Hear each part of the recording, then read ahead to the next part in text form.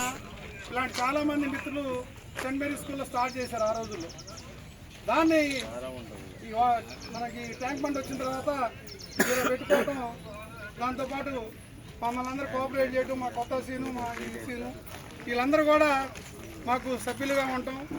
ఆ విధంగా ఖమ్మం యోగా ధ్యాన సమైక్య తరఫున మీ అందరికి కూడా పేరు పేరున ధన్యవాదాలు తెలియజేస్తున్నాం. ముఖ్యంగా మన ఈ 15 రోజుల నుంచి నేను ఖమ్మం నగరంలో ఉన్నటువంటి యోగా సెంటర్స్, యోగా ఇన్స్ట్రక్టర్స్ వీళ్ళందరితో కలిసి మాట్లాడిన తర్వాత కలెక్టర్ గారిని ఇన్వైట్ చేయడానికి వెళ్తే ఆయన శ్రీజా మేడం గారికి, అంటే అడిషనల్ కలెక్టర్ గారికి ఎండాస్ చేశారు.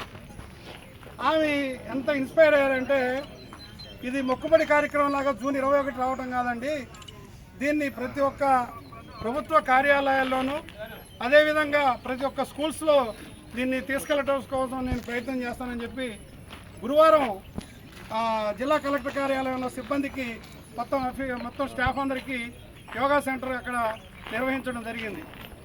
ఆ విధంగా ప్రతి గురువారం జిల్లా కలెక్టర్ కార్యాలయంలో నడుస్తుంది. మొత్తం ఖమ్మం నగరంలో ఉన్నటువంటి 23 యోగా సెంటర్సు, దాదాపు 30-40 మంది, మా ఇంకా తెలియని వాళ్ళు చాలామంది ఉన్నారు.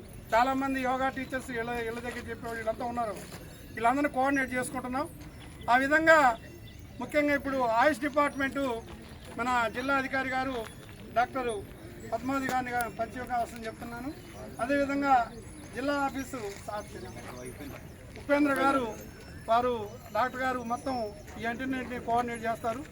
అదేవిధంగా కనక మహాలక్ష్మి గారు తిరుమలపాలెం ప్రైమరీ హెల్త్ సెంటరు, ఆమె మన ఇక్కడ మొత్తం ఖమ్మం జిల్లా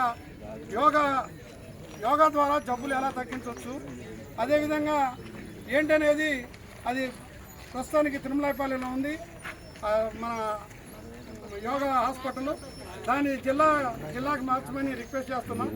జిల్లా హెడ్ క్వార్టర్ హాస్పిటల్లో వస్తే చెప్పలేము, జిల్లా హెడ్ క్వార్టర్ రావాలని కోరుకుంటున్నాం. దాన్ని మీరు తిరుమలపాలెంలో ఉండండి, జిల్లా హెడ్ క్వార్టర్లో ఇంకో కొత్తది పెట్టండి. తిరుమలపాలెం రావడానికి